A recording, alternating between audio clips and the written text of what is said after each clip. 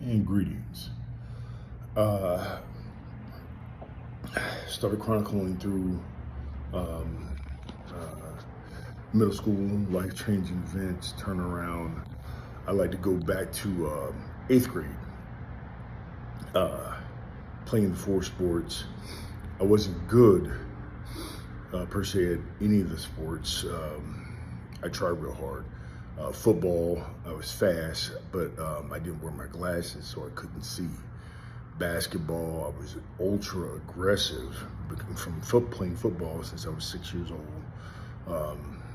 Uh, but I didn't have physical strength, uh, nor did I have the energy because I was so much taller. I had to play pee-wee football, and I have to lose weight before every game, and I would be dehydrated, compromised before every game. I didn't like basketball, which is hilarious because I would go on to get a Division I college scholarship for basketball. Um, but that brings me to anecdote from uh, my eighth grade year, and one of the things that helped me out tremendously I found out I operated off of embarrassment and humiliation. So during one of these basketball games, I would foul out continuously. Um, I could jump through the roof, but I'd swing my arms violently and get a foul anytime I went up to block a shot or get a rebound or anything else like that. I couldn't do anything. My coach had me just do the Mikan drill, George Mikan drill, continuously at practice. And I never really picked up on it, but I would get the ball and I would just panic. But I could dunk. I could dunk a basketball standing underneath the goal, flat-footed, because I could jump through the roof and I had super long arms. And one game, I got away on a fast break. Nobody in front of me, except for my own thoughts and imagination, the goal, the ball.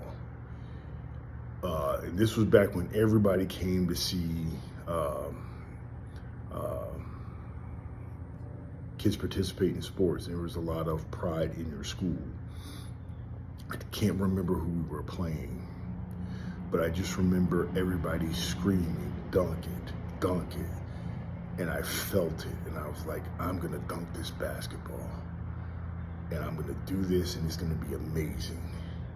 And I dribbled, got my feet together, I didn't travel, and I jumped as high as I could, and I choked.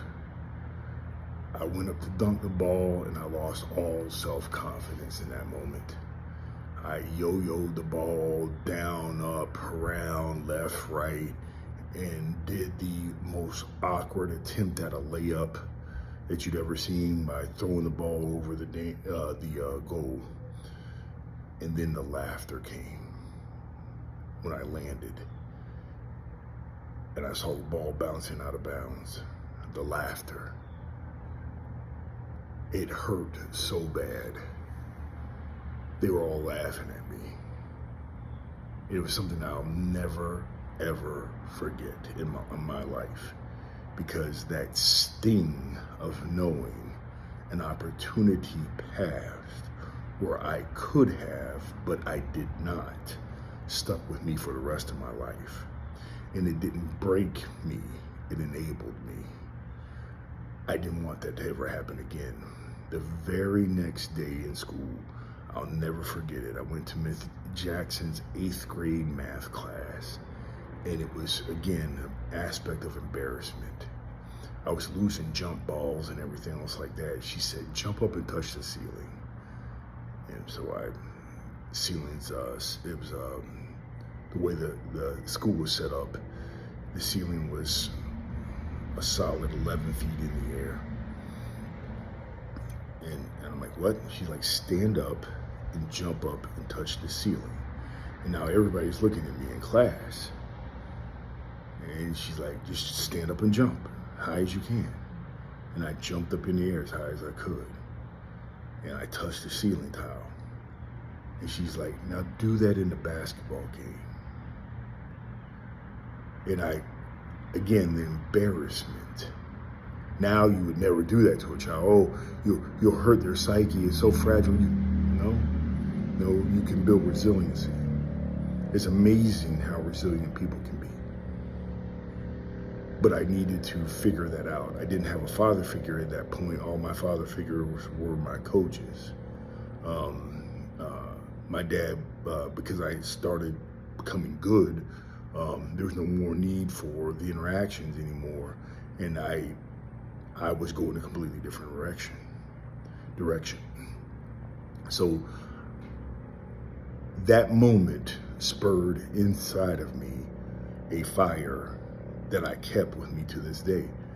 When I see an opportunity, I think to myself, are you going to live with that regret? Even if I would have failed,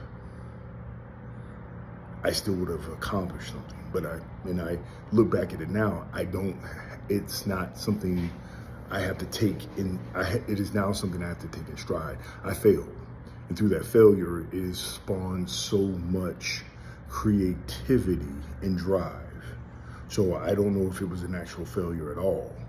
That humiliation pushes me to this very day.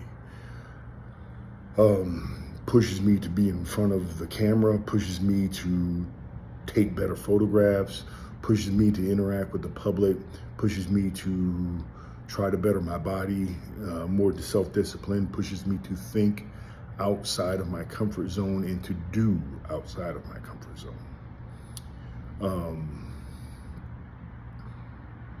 It's been brought to my attention that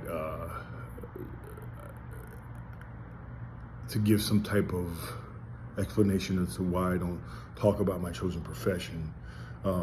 There's too many limitations on talking about my chosen profession because I do not represent my company, nor do I want the pressure and weight of someone looking at me from the company and saying that this is a false representation of our company. You need to take this down. So I'll never reference my company that I work for. There is one thing. I look at my occupation as not a job, not an occupation, but a calling. I love what I do. I love every moment of it. And I think it's amazing. The amount of people that I get to meet, the amount of interactions that I get to have, the quality of intimate interactions that I get, it's beyond anything I could ever imagine. And the people that I interact with, the people in the community, treat me like gold. I do not deserve such amazing treatment. I'm the most fortunate man in the universe. And I'll leave it there for today. Enjoy this wonderful day. Take care.